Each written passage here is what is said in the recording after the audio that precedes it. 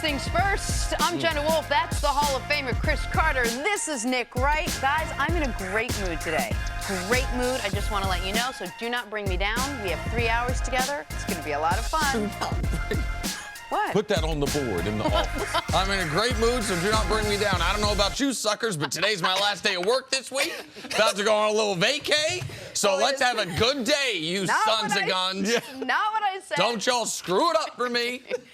Love you guys. Okay. We have a great show on this Thursday morning. Kevin Durant trying to prove he's the best in the world. This amid speculation that he and Kawhi could pair up in Brooklyn this summer. What am I missing behind me? Nothing. But we start with Durant's Warriors heading to Houston. All eyes will be on James Harden's eyes. Pun totally intended. The Beard suffered a lacerated eyelid in Game 2 on Tuesday. Bad news for Houston. They're down 0-2 in this series. Good news for Houston. Well, they expect Harden's vision to be fully clear by Saturday, as tests revealed no cornea damage. All right, CC, I'll start with you. What do the Rockets have to do to get back into this series now? Well, there's a number of things that they have to do. The one thing I love about playoff basketball in the NBA is you have huge swings, typically from Game 1 to 2, but none greater than from Game 2 to Game 3. Typically, well, because you have the higher seed, they have the momentum, they're a better team. But when you go back and you give that team a couple games to be able to adjust, I expect the Rockets to be able to adjust. I expect them to shoot the basketball better. Also, I expect them on the defensive end, because they've been defending the Warriors good, but they're not finishing the possession. Yep. Coaches always tell you, finish the possession. And from a defensive standpoint, when you have finished the possession is not when you contest a shot, not when you help someone else, No. It's when you secure the rebound. And the Warriors dominated the offensive glass in game number 2. Huge difference in the game. You can't give this type of Warriors team all those second chance points and take care of the basketball. Be more careful with the basketball, 18 turnovers in game number 2. If they were able to get better in those two areas, that's the way the Rockets are able to get back in this series and get their first win against the Warriors. Finish the possession. I'm going to add one other note to it. How about start the possession defensively? 5 times in this game, Game 2, the Rockets scored, and the Warriors got a transition layup. Oh, yeah, very surprising, Which is just inexcusable. To not get back on defense after a make in a game of that magnitude, just inexcusable. So if they'd have done any of those 3 things better in game number 2, they could have won. If they would have done 2 of those 3 things better, they would have won. If they'd have done all 3 things better, they'd have won easily, which is not kick the ball around the court as far as turnovers go in the first quarter in particular, offensive rebound in the first quarter in particular, and get back on defense after makes. It was Alfonso McKinney, Andre Iguodala getting dunks after a Harden layup, after when Harden was attacking. So I think what happened in that regard was the Rockets are so used to shooting threes, Harden shooting threes, that when Harden goes to the bucket, when the possession ends at the bucket, the guy who's usually the first man back in Harden, your point guard, he's 98 feet from his opposing rim. Other guys got to get back. But here's where the Rockets are at. They've got to be, even though they're down 0-2, thrilled with how they're defending Steph and Klay. Steph is 11 of 28 in this series. 6 of 23 from 3. Klay is 13 of 31 in this series, 5 of 14 from 3. Durant's scoring at a high volume, but he's doing it around 42%, 43% from the field. The Rockets will deal with that. It is the things Cris mentioned and the fact that the Rockets haven't gotten the contributions they need from the others, from the people not named James Harden, to steal one of these 2 games. You said Game 3 can be the most interesting game. It also can end the series. Because if you fall down 0-3, no one in NBA history has come back from down 0-3, and you're certainly not going to come back from down 0-3 against the 2-time defending champs. One of the things you've been talking about is getting CP3, getting Chris Paul back into it. We want more from him, not just 15 points, 20, maybe even 25, maybe even 30. What does D'Antoni do now back in Houston to get not only him but also Capella back involved? Yeah, I think that Chris Paul, I think that they'll have a certain game plan for him. But, man, what you see in these playoffs is the guys that are going to come out and be aggressive. Game number 1, what do we have in Philadelphia? Man, the Jimmy Butler disappearance. Game number 2, Jimmy Butler, they ran some sets for him. And these guys that have all this experience, you expect them to be more aggressive. Chris Paul's whole resume depends on him trying to get a championship. It would top off a guy that's had a great career. He's got everything else you could want. So I expect him to get double digits in shots. I expect him to continue to defend at a high end, to build help Harden, take some of that burden on the offensive end. And Capella, now listen, Nick, I didn't think that they should sign him to the type of contract, but for the type of money that he is making, he's got to be a difference maker. If the Warriors are going to play the Hampton Five, you have to be able to pound it into him, and not only not to just to shoot it, but sometimes throw it into him so he can kick it back out for another open. Now, I know a lot of people would be like, man, I watched the game, and the Warriors forced a lot of turnovers because they knew they were trying to go to Capella. They could read, they were reading the lobs, and they played them great. And they played them well. So, in game number 3, you know, the number one thing that I want to see is these role players, Chris Paul and Capella. What is the coaching staff going to do to engage them to get them more involved in the offense? There's something important I want to say about Chris Paul. For that, though, let's stay on the Capella point for a second. What do you think about them putting Austin Rivers in the starting lineup and going small versus small, saying your Hamptons Five is killing us? We thought we had an edge with Capella against it. Clearly you don't. This is desperation time. Rivers has been the best reserve and just saying, hey, we'll go even smaller against your small people. We'll have P.J. Tucker as our center, essentially. Do you think that's something we might see Saturday night? This NBA is such a game of matchups, and they do so much switching. So many offensive sets are predicated on we're going to keep picking until we get the guy that we want to go one-on-one with. Yeah. And you would think there would be no NBA player or executive would say, you know something, you need to put Austin Rivers in, and you'll be better defensively than having Capella. But with the matchups, it might be the case. It might be the case. That might be the move that changes this series. It could be the wrinkle to where Capella's only on the court when Kayvon Looney's on the court, or if Bogut gets in the rotation, where they only gets in there when they have a true center out there for Golden State. But on Chris Paul, Chris Paul has always believed he's better than Steph. He has created a rivalry there, even though Steph has clearly ascended well past Chris Paul. Chris Paul won't believe it, won't accept it.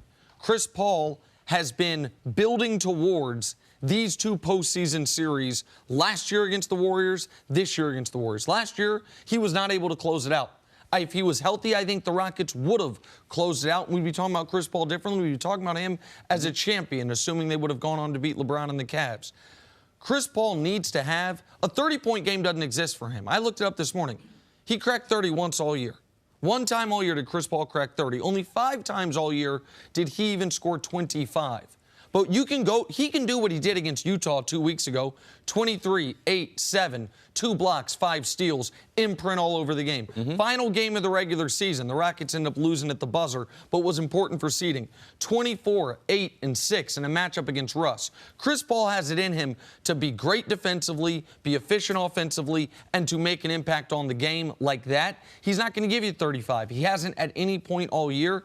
But you need one of those 24 points, 7 rebounds, 9 assists, a few steals, knock Steph to the ground a few times performances if the Rockets are going to get this series back to, or get it to 2-1. There's a number of adjustments that have to be made. Chris Paul's going to have his imprint on the game, on all facets of the game. But for the Warriors, with Draymond playing the way that he's playing, Draymond averaged 7 points during the regular season, averaging 12, 8, and 7 during the postseason, playing with the type of energy that made him an all-star, all-defensive team, while he was a candidate for Defensive Player of the Year. But the most valuable player right now, I'd say, with all the Warriors, is Andre Iguodala. What he is doing, shooting 41% on open threes. People were giving him shots, daring him to be able to shoot. And when he's guarding Harden, which he is a lot, Harden shooting less than 28%. Iggy has found the fountain of youth from some type of, I don't know where he got it, where he drank it. It was in a powder form, Jenna, because I know Jenna has an interest in that. But when you have the type of impact that he's had on the game, 19 dunks, Nick. And see, remember, leading the NBA in the playoffs. Last year, when the Rockets went from down 2-1 to up 3-2, Andre Iguodala was not playing. Andre Iguodala was injured. And so that was a factor that the Rockets didn't have to deal with a fully functional. In fact, he missed some games in that series, Andre Iguodala, last year. He has been an enormous factor in the series this year. All right, we got to take a break. Coming up, more on my interest in powdered drinks. Also, has Kevin Durant proven he's the best in the world? That's next on FS1. You can always check us out on the Fox Sports channel on Sirius XM. We'll be right back. Welcome back. We'll get to Kevin Durant in just a second, but first, Barcelona versus Liverpool. Messi, free kick, and somehow bends it around the wall to score top corner. This is amazing right here. He almost takes off the guy in the wall's right ear, all right? And he puts it in. This is unblockable. And it's his 600th goal on the 14-year anniversary of when he joined Barcelona. 600th career goal. Unbelievable. Ronaldo, I think, had his 600 last week. Yes, sir. Good stuff, guys. Good job. All right, so last night's NBA That was action. LeBron's team. LeBron's only part of that team. Nuggets, Blazers. Every team LeBron gets with, they go downhill. The team was a champion. LeBron bought a minority stake in them. And the team Messi was playing, Liverpool, not Barcelona, not the team he plays for. I got you, see. That's why they're going downhill. That's why they lost. That's what you meant. This highlight you've now seen 16 times. Malik Beasley flying in for the emphatic dunk over Al-Farouq Aminu. Tough night for the Nuggets, man. Aside from dunks, they couldn't hit anything. If they were more than 5 feet from the basket, they weren't hitting the shots. That's why they lost. Blazers able to steal home court. There was an NBA game last night? I thought the NBA was off. No, there was a game last night. I was watching the game. That wasn't the NBA. I thought that was the preseason. No. That was a Same playoff. game Oh, it's your here. guy, Nikola Jokic passing the ball through Aminu's legs to set up Paul Millsap. It's one of the only things that went right all night for them. Jokic with a great little pass right here, though. He had a bunch of outstanding passes. I'd like for an alleged superstar to take more than one shot in the first quarter, but, you know, I guess you're not always going to There get you that. go. There Now it you're back is. spicy. Same intensity. Got to get one little dip I in gave there. him credit when he played great. And you took it right back. Can I say, listen, if you're a superstar, can't be having these little low teens performances home playoff games. What about Dame? He was off yesterday. They won, man. They were on the road, We are too. going to talk about his struggles last night. Moving on to Kevin Durant, though. The reigning two-time Finals MVP is having himself quite the postseason, averaging 34 points, 5 rebounds, 5 assists through 8 games. And, boy, he's enjoying every last second of it. Durant says, quote, "This is where this expletive is fun. This is when it's serious, and I'm just embracing it. I'm just having so much fun right now. This time of year is what I'm geared for. I'm just hooping at a high level and enjoying the competitiveness of the playoffs. You go through such a long season to get to this point, and now it's time to produce." Chris Carter, is Durant proving that he is indeed the best player in the NBA with the way he's been playing this postseason? Well, he is playing at a level that would rival any level that he's played at. I would say it's the best level that he's played at. But when you play with the Warriors, he's developed a lot of his basketball game.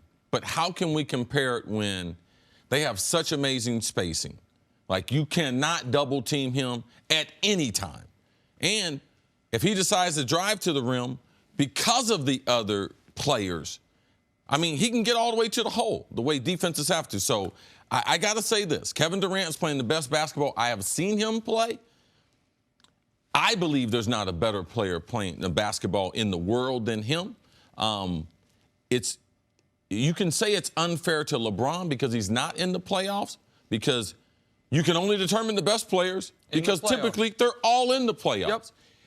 I don't see a player in Harden, in Giannis, in anyone else, Dame, anyone else playing at a high level in this play that is better than him. Kawhi would be the person I maybe would be able to pose the best argument, because on the defensive end, what Kawhi can do. But right now, if we were having a worldwide draft, Kevin Durant would be my first selection as far as the guy that I'm going to take, regardless of what age they are, to be able to move on if I had one selection. I do believe Kevin Durant's playing better than anyone right now. But to the point C was alluding to in the beginning, if you're going to do an experiment, if you're going to try to test out any hypothesis, you need a set of conditions that is equal across all of your test subjects. Yeah, that's what I was trying to say. Correct. That what you're saying is, when someone goes and plays the Rockets, Their entire game plan is built around stopping Harden. They will trap Harden. They will double team Harden. They will force the ball out of his hands. When someone goes and plays the Bucks, they will build a wall at the rim and say anyone but Giannis beat us. When the Sixers are playing the Raptors, their game plan is built around finding a way to slow down Kawhi Leonard. The Rockets not only are not building a game plan around stopping Kevin Durant, much like the Clippers in the previous series, they refuse to double team him because Steph Curry is there and Klay Thompson is there. I also don't want to be too prisoner of the moment-y. 2 weeks ago, the discussion was, man, Steph Curry once again reminding us he's the most underrated player in the league, the best player on his team, when he opened the playoffs with a 38, 15, and 7. The following game, when Kevin Durant had more turnovers than field goal attempts, and Steph threw up a 29 and 6, the conversation once again was, how can you be the best player in the league when you won't take over games? Now, since then, Durant has played at the highest level I've ever seen him play. His team has only lost one game. He's been extraordinary. But one of the reasons that I'm so confident Kevin Durant is leaving Golden State is because he justifiably feels like he deserves this crown unencumbered. And it's impossible to win it in Golden State without a yeah but, without a okay, but when the other team is more worried about Steph from 30 than you from 18, how hard is your job compared to what Giannis and Harden have to do? So that's the problem when you have two guys in the discussion who are on the same team. Yeah, I can understand the people that would have that argument.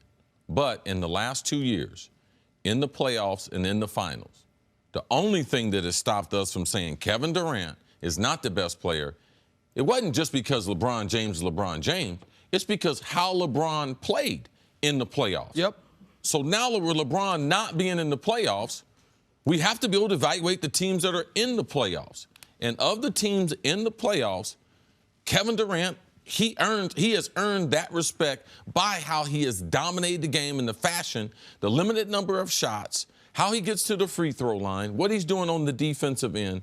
To me, it's the most special performance that we've seen in the playoffs. LeBron James did the thing that Kevin Durant hasn't done yet. He went and he won with a team of virtually no superstars. He won with Kyrie. He won with Kyrie, but he got to the finals. Okay, so he got to the finals with no one else really on the team, which is what KD hasn't done. Is there anything at this point that the Warriors can do, success or otherwise, if they make it to the finals, if they win, if not, that will change his course right now? Or do you think he's all but a lock to leave? Oh, no, I think this has been essentially set, I don't want to say in stone, but set into motion over the course of the last year.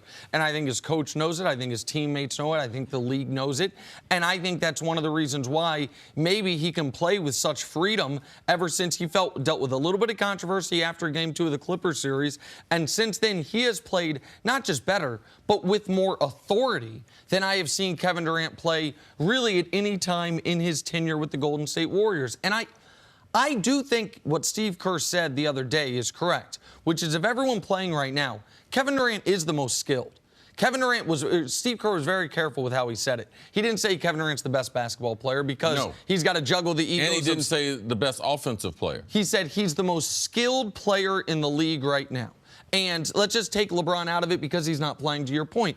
I do think Kevin Durant can do more things on the court than anyone playing in the playoffs. I do think Kevin Durant is the guy that can fit into any system imaginable and be a great, great player.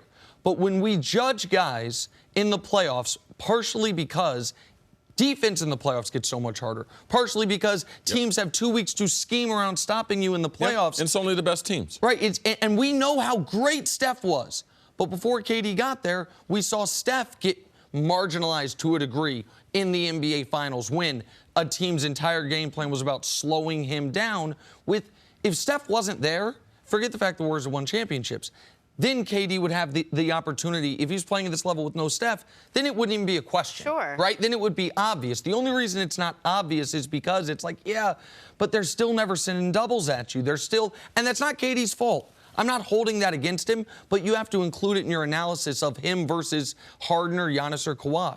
I believe we're going to determine the best basketball player in the world, and I believe it's going to be Kevin Durant at the end of this playoffs. We can say we're not going to give it to him because he's on the Warriors, but I think with their lack of a bench and the way they're playing basketball now, with Boogie being out, it's not as if there's an equal playing field, but the other teams have a better shot at beating them. And I think Kevin Durant, as we get through this playoff, he's going to continue to send the message because after game number 2, he has changed the narrative and what people were saying. I'm really interested, assuming the Warriors get to the finals, if we have Durant versus Giannis or Durant versus Kawhi, if there is a similar situation where the Warriors win, where even if Durant wins MVP, if Kawhi averages, does what he's been doing throughout the whole playoffs for a Raptors team that loses in 6, I do think some people will come out of that saying, okay, yeah, but if you flip-flopped them, if you took KD and put him on the Raptors and Kawhi and put him on the Warriors, guess what? The Warriors are still champions. That's what makes this specific circumstance so difficult to evaluate. All right, we got to take a break. We touched on where KD might go next year. Coming up, will Durant and Kawhi Leonard pair up in Those two guys.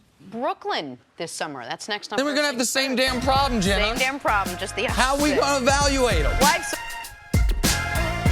This weekend, the Monster Energy Cup Series heads to Dover. Catch the action Sunday, 2 Eastern on FS1 and the Fox Sports app.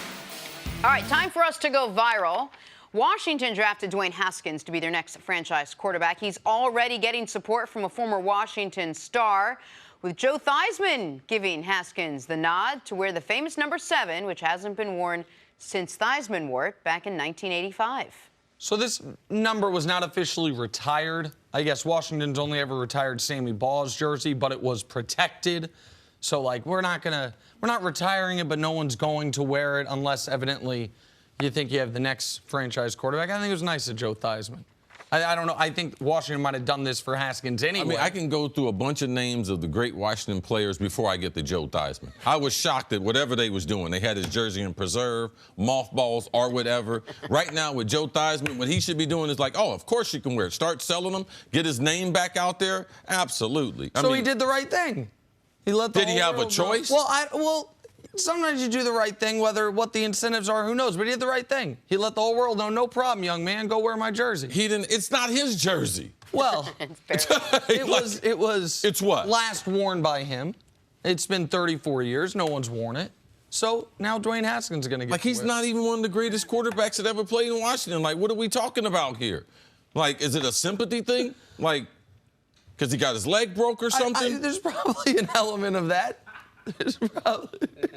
Got an Time issue. now for Get him a tissue. I opened that door. Let that Yes, jersey you go. did. Ran through it. I mean, that plowed was his way delightful. through. I'm so glad. Stories to that start your morning. Blazers What happened? Nuggets, game 2. Damian Lillard had an off night, finishing with just 14 points, but the Blazers still got the win, 97-90 to even up this series with Denver.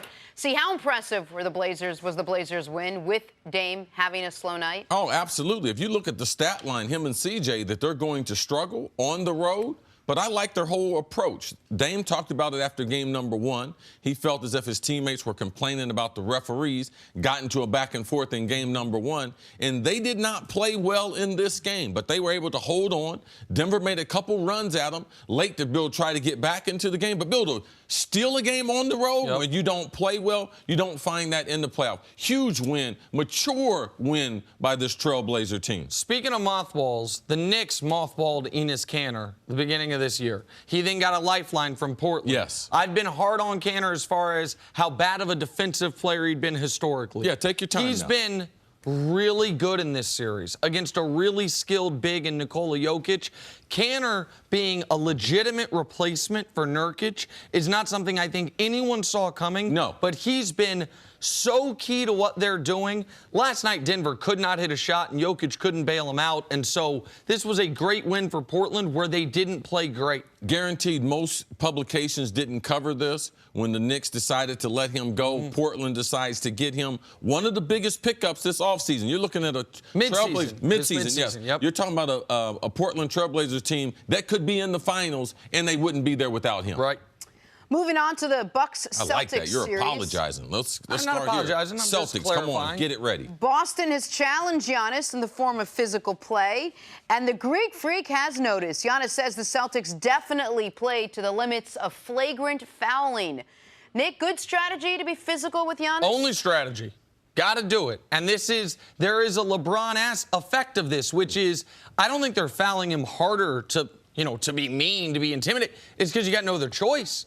He's so big, and he has developed such strength that if you do not wrap both arms around him, he will get an and one. The foul is to prevent the bucket, so you have to make sure you prevent the bucket. So I think Boston has had a really smart defensive game plan against Giannis. I don't think it's dirty. I don't think it's out of bounds. It's playoff basketball against a dominant player. No, it's not dirty. But they're going to put some meat on him. Yeah. They are going to challenge him at the rim, and they are going to push it as far as they can. If you're going to slow down someone like Giannis, who is going to make his living in the lane, if Giannis doesn't want that physical contact, you need to keep developing your outside shot. And that's the reason. If you're going to slow Giannis down, you have to be physical with him. That's why the Celtics are in this series tied up 1-1. And look at these highlights. Look at what happens when they aren't hitting him. He's finishing at the rim. You got to knock him down, man.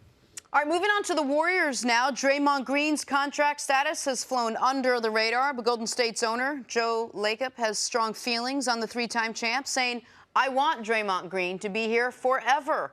Nick, how crucial is it for the Warriors to lock him up long-term? Draymond came up with the term 82-game players and 16-game players. Draymond is proving once again like he did. Yeah, I don't think he came up with that one. I heard that one before. I think. Okay, well, he popularized it at least in recent memory. At some point, he said it. He proved it with a 30-point. With his mouth open. With a 30-point triple-double in Game 7 of the Finals a few years ago. Has proven it consistently during this run. He's their glue guy. He's point forward. He is their best rim protector, and he will be critical to their ability to play high-level defense once Kevin Durant leaves. Now, he has more value to them than he has maybe any other team in the league, so it could be prickly contract negotiations. But, yeah, they got to keep Draymond. Yeah, four-time champion Draymond. But he said this about all the stars there. He said that about KD, like to keep him there, but all the people. He's like, Steph's going to stay here. Clay's going to stay here.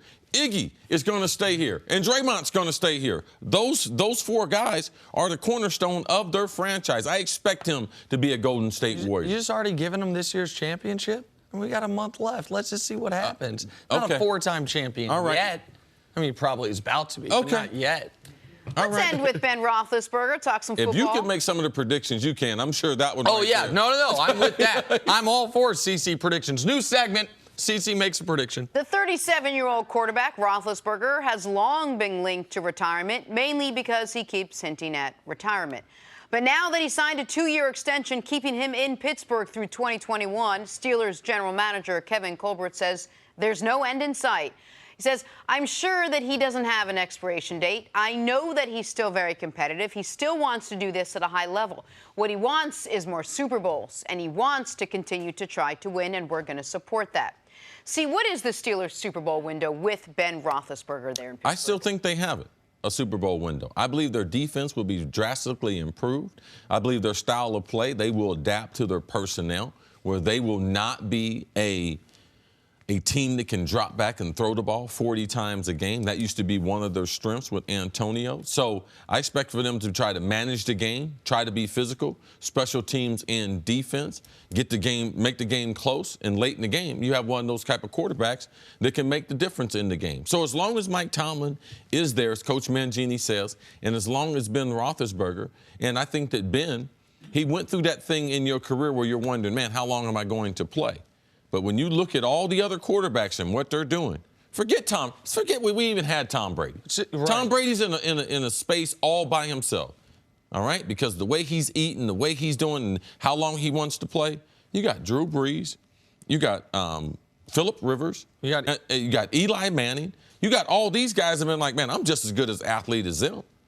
And Ben has continued to play at a high level. Some of these quarterbacks, the one here in town, is not even playing at a high level, and they think he can play 3 more years. So why couldn't Phillip Rivers? Why wouldn't Ben Roethlisberger? What else are they going to do as far as a second career? So Ben Roethlisberger, not surprised at all if he was to play 3 more years. What about the team he's surrounded with? How big of a drop-off is there this year, having lost their 2 guys, their Big Bell and Antonio Brown? Well, you got to keep in mind, since they didn't have Le'Veon Bell all of last season, that was kind of already baked in. Now, knowing Antonio Brown, that offense is going to take a haircut now. The offense will, in my mind, not be as potent, but it should be noted, what has hurt the Steelers, the reason the Steelers have not reached what we judge as their potential over the last few years, has not been because the offense hasn't been good enough. It's been because the defense, which they year after year invest their first-round pick in, the defense has not played to the level that it should. They've got 5 first-round picks on defense. They traded a pick for Joe Hayden, who was a former first-round pick himself. They have Stephon Tuitt was a high second-round pick. This year, once again, what do? Oh, Devin Bush, first-round pick. They keep trying to build that defense up the right way through the draft. That defense has to play better. When they lost the playoff game, that really, I think, the most disappointing loss of this era, the divisional round game against the Jacksonville Jaguars after a bye at home, the game that would have set up the rematch with New England, they scored 40-some points and lost to the Blake Bortles-led Jacksonville Jaguars. Now, the defense scored for Jacksonville, so that added to their total. But what they have been searching for the last year and a half is a replacement for Ryan Shazier and a way to play high-level defense without him.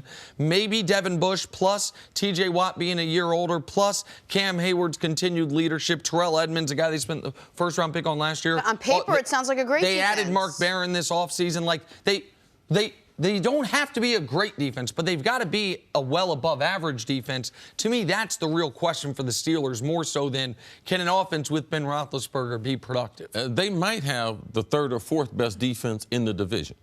All right? I believe Cleveland's defense will be better, and there's no question Baltimore's defense is better, being one of the elite ones. But at the end of the day, offensively, what are they going to do? Who are going to be the wide receivers that emerge? Do they get their tight ends involved? Because they do have some skilled tight ends. So I believe how they do business will be a little bit different, but they adapted last year because James Conner is a quality running back. And the reason why he takes a hit is because he's replacing one of the best running backs all-purpose that we've ever seen. I think that people miss out on how good Le'Veon Bell was. James Conner is a good football player, and football is a team sport. So I just believe they're going to have a number of people. They signed Dante Moncrief. I don't expect him to do anything. I have huge question marks as far as their wide receivers and who's going to produce some of those numbers. Juju, what number receiver is he? Is he a number 2? Because I don't believe at this point in his career he's a number 1. And James Washington, a guy last year they drafted in the 2nd round. I think they were pretty unhappy with his development, even just in his rookie season.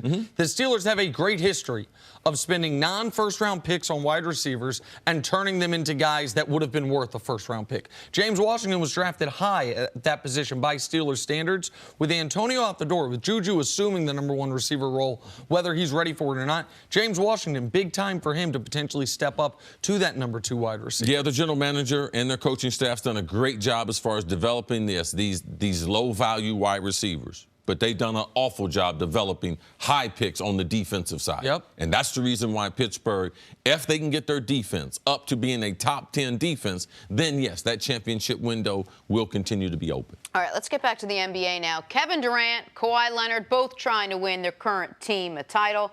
But the conversation is now shifting to where the 2 pending free agents will play next season. Well, according to reports, KD and Kawhi will consider the Brooklyn Nets as a possible landing spot. Nick, would Durant and Kawhi be a more dominant tandem than Durant and Steph Curry, or does it depend on where you're playing and what system you're playing in? No, I don't think it really depends on where you're playing, and I think the system would meld to those two players' talents. But this is not a knock on Kawhi Leonard at all, because Kawhi Leonard is in the conversation for best player alive right now. But no, I don't think it would be a better tandem than the one they have in Golden State, because for a very simple reason, 2 reasons actually. One is the gravity Steph has on the defense and the spacing that he demands, that he forces upon the defense, unlike any player in league history. And the other reason is if you're going to have 2 stars that are wing players, you need one of them ideally. You don't have to have it, because they would become the best tandem in the league, by the way. Because you wouldn't have KD and Steph anymore. So it'd be great. But you need one of those players ideally to be an elite playmaker. We know the only part of Kawhi Leonard's game that isn't an A+ at this point is the playmaking. I think his career high in assists for a game is 8. So that's never been a part of his game. And Durant is a good passer for his size, a good passer for his position. But the elite playmaker on the Warriors is Steph. And next, after that, it's Draymond. And then you would drop down to KD. So when you had LeBron and Wade together, LeBron was the elite playmaker. LeBron and Kyrie. LeBron, once again, the elite playmaker. For KD and Kawhi, they would become the best duo in basketball. I am not questioning that at all. They'd have 2 top 5 guys. But would they be better than KD and Steph? To me, they would not. Well, I would take that. I would pose this question to you, because the playmaking, to me, I believe is a little overrated. Because if I can score the basketball, I am a playmaker. Now, I don't see too many guys in the league that are getting shots for other guys. Steph passes the ball to go get the ball. Steph is careless with the basketball. So his overall ball handling or playmaking is not greater than KD's ability to defend and Kawhi's ability to defend. So for me, what if these guys aren't shooting well? What am I going to fall back on? Well, we're going to be good defensively because of our overall length. KD can defend the rim, and both of them have proven they can defend on the perimeter. So it's just a matter of what you like. If you think playmaking's more valuable, then you can take Steph. If it's me, I'm taking the bigger guys who also on the defensive end, because it's going to allow other people who are going. What the Golden State Warriors are doing now, it's not offensively they're having the problem. They're shutting Houston down defensively because their best players have decided we're going to play defense. And when you always have that type of attitude, it's easier to get number 3, number 4, and number 5 because your superstars are so good at playing defense for them to buy in and to be a really good defensive team. Would you agree with that defensively they make far more of an impact than KD and Steph would? Listen, and how important is that when you're judging the two? So KD's the commonality within the two. So the question is, who's a better defensive player, Kawhi Leonard? No, that's not a question. Or Steph Curry, and that is, yes, Kawhi Leonard. But how important is that when you factor in? I think it's very important. To me, it doesn't trump the spacing and shooting Steph adds, and Kawhi's an excellent shooter, but Kawhi is shooting his threes from right up against the three-point line, which there's nothing wrong with. But Steph, you have to guard from 35 feet, and the playmaking element. But there's one other element to it. If KD and Kawhi were to play together, KD has to be the voice of that team. Something that KD has, we've seen recently, not really embraced or been comfortable with because Kawhi is so reserved. Steph is the voice of the Warriors, the calming influence on the Warriors. I think that has helped KD out enormously. I think Kawhi, it's something that people don't know. Kawhi talks on the basketball court. He talks around the guys.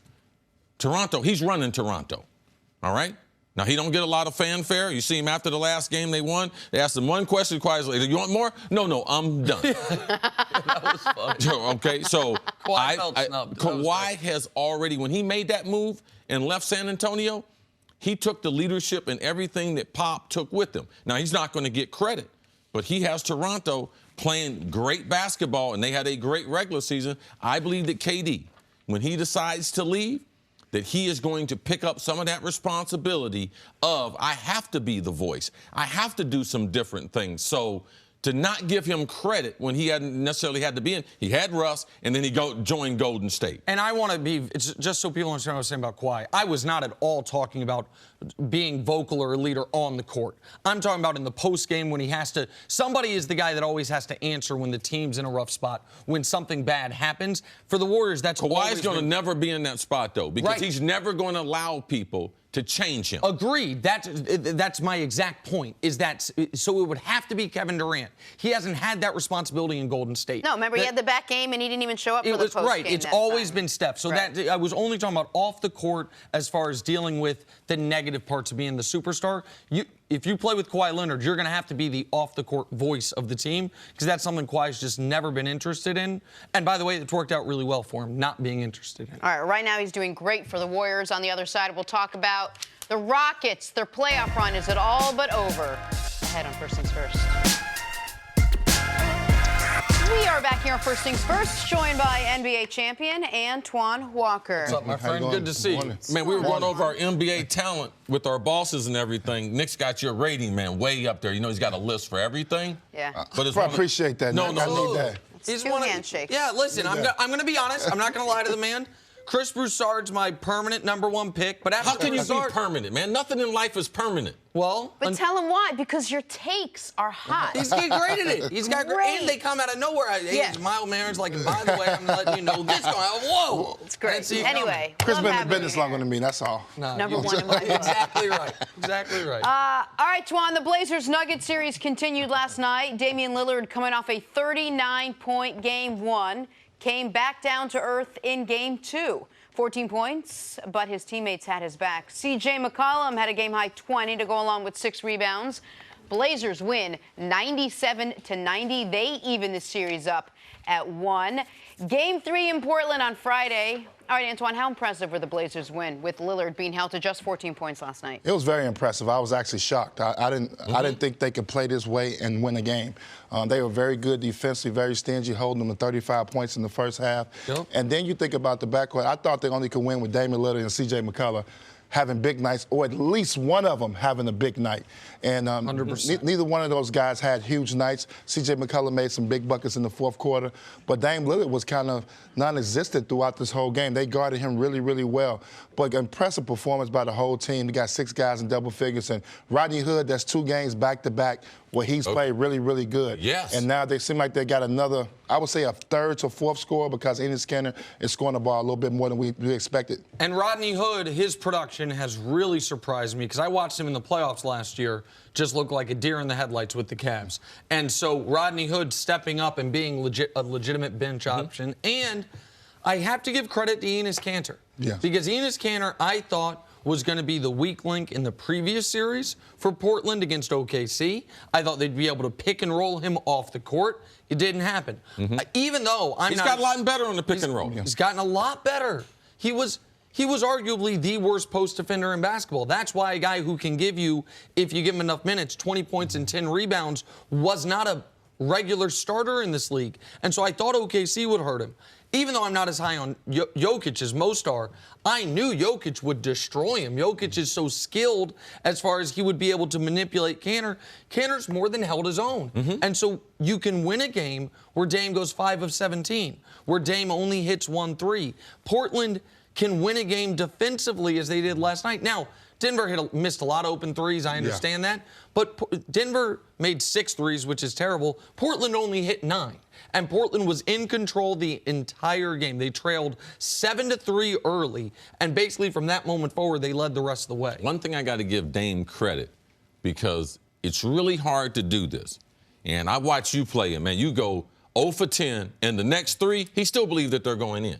Yeah. Dame last night, he managed how much he was going to shoot. He didn't shoot him out the game because he didn't have his best game. But with 17 attempts, I mean, he could have shot the ball at least 10 more times to try to force it at the end to try to get hot. So you have to be able to give him credit, because if he doesn't take that backseat and allow these role players to build, because they were playing a lot better. But the most important point is Kanter. And it happened in February when the Knicks decided to release him. Several days later, Portland signs him. You don't know what the future is. But now your center gets hurt with a devastating injury in Nurkic, and now you have a perfect replacement. A guy that's got experience, a guy that offensively will give you that other score in case they're having that bad night. Because last night, for a long period, he was the best player on the court. I mean, he has given them a lift, especially on the offensive end, and is drastically improved on the defensive end. So right now, Portland's not in the position if they don't make that, they don't sign him in February. And it was even more impressive because you think about the series they come off with OKC, emotional series. Obviously, Dame took that series very personal. Yes. Game 1, he still was on fire, getting 39 points, and then you didn't get into the second game, and to be able to calm himself down. I was impressed. I didn't think they could win without him and C.J. McCullough having huge numbers. Their defense was terrific. It wasn't the best basketball we saw. But they did what they had to do. You want to go in there and steal one. And they won ugly. They won ugly in the hardest place to win in the NBA all year, a team that all season long lost 7 times at home. If Denver goes into the series thinking if we just stop Damian, we've got a chance, do you like them in this? No, they got to play better. They got to make some shots. They got to get some different guys to step up for Denver Nuggets. I mean, they make 6 threes. They missed 10 free throws last night, and they out-rebounded. I mean, it was like a ridiculous number, like 69 to 70 rebounds they had. And when they were in 23 offensive rebounds, and still was not able to score. They're going to have to figure it out. I don't know how hurt is Torrey Craig. He's big for them. He got his nose broke. Yeah, so I don't know how efficient. Right, I don't know how efficient he can be with the series being short and not a lot of rest time. But I like the fact that Portland was able to get the game in there, now go home to their crowd where they play really good basketball. But I thought also, too, let's not forget, I thought Evan Turner was pretty good last night. I thought Zach Collins was really good, And CJ in the fourth quarter. And if you I read some of the quotes after the game. I didn't see the press conference, but I read them in the game write-up this morning that CJ said, listen, Dame and I have, sometimes it's spoken, sometimes it's unspoken communication about who's going to be the closer. And Dame could tell he didn't have it going. He could tell I did have it going to a greater degree. So in that fourth quarter, Dame only takes 2 shots. CJ takes 7, scores 8 points. But if I just said before the game that, to your point on the rebounding, Denver was going to have a plus 11 rebounding, but more jarringly, unbelievably, plus 16 offensive rebounding edge. They were going to get 23 offensive rebounds. Dame was going to make 5 shots and score less than 15 points, and they're going to lose to the Blazers in Denver. It's a really impressive, ugly win for Portland that now has home court in this series. There are 2 times during the game that Dame was able to defer to CJ. In the second quarter, where Portland was able to get a little margin, they were able to pull away from them a little bit. CJ was nice in that quarter. And then in the fourth quarter, where you see Dame took the back seat and was able. This is a huge win for an organization because I've heard some experts pick Portland to the finals, ultimately against Golden State, who I believe would come out the other side. But wow, what a franchise that came into, because we talked about them and OKC. Man, whoever loses this series, man, what a long offseason of doubting all the moves, doubting their personnel, and what do they have going forward. So Portland now with it 1-1, going back, not as tough as Denver. Right. But Portland is a tough place to play. It's going to be hard. Can Denver still win there? You can just kind of tell Portland's kind of demeanor. Last year getting swept by New Orleans, coming back a lot more focused the way they played against OKC, and then going in there last night. I know it's only the second game, but to get that win, they couldn't win that a couple years ago. And this is a different team now. That backcourt is much, much better than we expect now. All right, Antoine, stick around. A lot to talk to you about. Coming up, has Kevin Durant cemented himself as the best in the world? That's next on First Things First. This one's your destination for the day's best sports shows. Tune in for the biggest personality on the biggest stories. We get you started right here with First Things First. Catch it all Monday through Friday, 6:30 a.m. Eastern, only on FS1. That Dusty got me started today. Got me, man. Always does. Back here with Antoine Walker talking Kevin Durant. Antoine, the reigning 2-time Finals MVP, is having himself quite a postseason, averaging 34 points, 5 boards, 5 assists through 8 games. And he's enjoying every last second of it. Durant says, quote, "This is where this expletive is fun. This is when it's serious, and I'm just embracing it. I'm just having so much fun right now. This time of year is what I'm geared for. I'm just hooping at a high level and enjoying the competitiveness of the playoffs. You go through such a long season to get to this point, and now it's time to produce." Antoine, is Durant proving he is the best player in the NBA with the way his postseason has been so far? He's had an unbelievable postseason, one of his better ones, but I'm not ready to give that title to him just yet. I think LeBron James still is the best player in the league. I think we're forgetting sometimes because we've seen him. That's why Nick had your rating. No, that's not true. No, I truly believe that. I think, I think by him not being in the playoffs, the focus is on Kevin Durant. He's obviously had some great performances, but he played against the Clippers. They had Patrick Beverly guarding him, not to take away from his performance, but you got somebody 6 feet guarding. You're supposed to get 30. You're supposed to go to work. You're supposed to get 40. And he did what he's supposed to do. He said, I'm Kevin Durant. He put this to rest. And obviously Doc stayed with that small lineup too long guarding him, but he did what he's supposed to do in the first round. And obviously this series, he's been okay. He hasn't been the same as he was the first series. Game 2, I thought, they guarded him a little bit better with the switches, with Clint Capella and them challenging, getting some bigger guys on him. But to say he's the best player in the NBA, I'm not ready to give that title to him. I still believe it's LeBron James. You look at LeBron James' body of work, was playing great before he got hurt, missed 18 games to still come back and still put up the numbers he had. They were just too hurt this year to give LeBron James a legitimate grade when you think about all the injuries that they had as a team. Listen, I agree that LeBron's the best basketball player alive right now, but let's take LeBron out of it. Let's just say, is he the best player of the guys in the playoffs? Because to Cece's point, and this is fair, it's totally legit, this is an award an unofficial award that is almost always determined by not just what you do in the regular season, but mostly how you do in the postseason. It's why Russell Westbrook, even his MVP year, wasn't really eligible for it. Nobody was saying he's the best player alive because his team was bounced in the first round of the postseason. So I think it is LeBron's title, but take him out of it. So we're talking Giannis, we're talking Harden, we're talking Durant, we're talking Steph. And two of those guys are not like the others in that two of them play together. And that's what makes it so hard for me is the opposition is not declaring Kevin Durant the best player in the world. He hasn't been doubled at all in either series. The opposition is still gearing their game plan defensively around making sure Steph doesn't get off. And when we look at the totality of KD and Steph together, what we know is when KD's out there without Steph Curry, the Warriors win 60% of their games. But when Steph's out there without KD, the Warriors win nearly 90% of their games. But the question wasn't who's the best player on the Warriors, who's more important on the Warriors. The question is, who's the best player right now? Right. And with Steph's ball handling, it's not fair to be able to compare him. And he's been in the whole organization. And his impact on the offense, it's felt more when he's gone. Because Kevin is not going to bring the ball up. Well, I guess that's a really interesting point, that all the other players are affected more negatively when Steph's out than when KD's Absolutely. out. Because he has been there the whole time. I think that's a really good point, and it should be baked into it. I also think it's almost impossible then to be the best player in the league if you might not be the most important guy on your own team. I think we got to look at what Kevin Durant is. Kevin Durant probably, well, he is. That's because he's 7 feet. He's the best scorer we have in the NBA. Yes. That's like no question. He's the best scorer. And he's worked very hard to become a better defensive player. But when you start talking about the best, he couldn't do what LeBron did last year with that Cleveland Cavaliers team. He wouldn't be able to get to the finals like that by himself. Could he do what Harden did this year? Could he do what Harden did last year? Could he take a team where it is, and that is why I'm so excited. So you think Harden's a better basketball player than Kevin Durant? I don't think Harden's a better basketball player, but I think Harden can do some things that KD can't do and vice versa.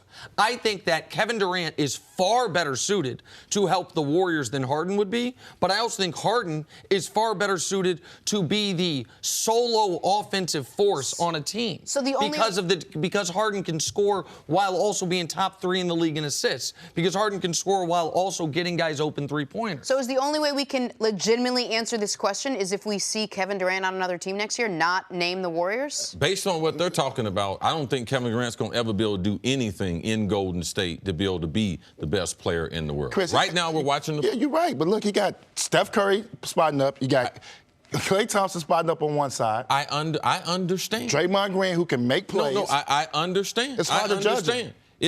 Judge it however you want to. But when you watch basketball players, you watch guys who are hooping right now. If Kevin Durant is not the best basketball player in the world, who is? Kawhi Leonard? It's not Harden. It's not Steph. He's playing the best basketball. I guess my question is, would it look like Kevin Durant's playing the best basketball? You didn't mention Giannis. If Kevin Durant and Giannis flipped, and it was Boston Celtics saying, our entire game plan is about stopping you, and how would Giannis look if he were playing where he never gets doubled? Giannis still wouldn't be able to shoot, even if he was on Golden State. Right, of course he wouldn't be able to shoot. Like, in that transfer, that wouldn't happen. Right, but you couldn't build a wall at the rim if he was on Golden State because you're so worried about Steph and Klay. I just don't know what Kevin Durant, what else he's got to do. Besides leave them, then everyone's... I think he should stay where he's at. This is where he's been the most effective. No, you have been consistent on that. I understand that. He's fine where he's at. If I can play with Steph Curry and Klay Thompson and make the most money that I could possibly make, I'm staying there and I'm winning championships. And I like your argument saying it's just not fair to LeBron with all the injuries and everything else. I can hear that argument. Been like, listen, we're not going to award the best player this year. We're going to wait until LeBron's in the playoff. I can hear that argument, but I can't hear everyone going blind to what Kevin Durant's doing right now. So ultimately, it's like Kevin Durant can't do enough right now. And that last part, I don't think I'm going blind. When we did on Wednesday the playoff rankings, the player rankings, I had Kevin Durant number 1. But I don't know that he can do enough right now. You just recently, you're looking for a house, right? When anyone moves, there are positives and negatives to the decision. I'm going here. I love the acreage. I love the square footage. My commute's going to get a little bit worse, but it's worth it to me. When Kevin Durant made this move, he got a lot of positives. One of the negatives he and Steph Curry jointly sacrificed is we're not going to be top 5 MVP vote getters anymore. We're not going to really be in the discussion for who the best player alive is anymore because it's going to be so hard to judge. It's the only thing they gave up. Sometimes you no give problem. something. We're going to wait. We're going to wait till next year. And next year we're going to be Kevin Durant's going to be 3-time MVP of NBA Finals. He'll have a new address, and we'll just start from there. We'll just start from scratch. All right? Because he'll be 3-time. Bam, bam, bam. It's not his fault. He went to Golden State. LeBron picked the Lakers. He could have gone anywhere. Sure. Without question. But he ain't pick a team that won 73 games and a team that beat me 3-1. No, I can understand It's that. a difference. Forget the regular season. I can understand But that. Durant's the best player in the first round against the Clippers, and Draymond Green and Andre Iguodala have been the best 2 players in the second round. In 2 games. Yeah. That's the reason why they're up 2-0. All right. It's not because it's Kevin Durant. I see. Thank you for listening to the First Things First podcast. Remember, leave us a review and tell us what you think. Subscribe to the podcast on Apple Podcasts and catch us on FS1 Monday through Friday, 6:30 a.m. Eastern. For Cris Carter and Nick Wright, I'm Jenna Wolfe. So long, everybody.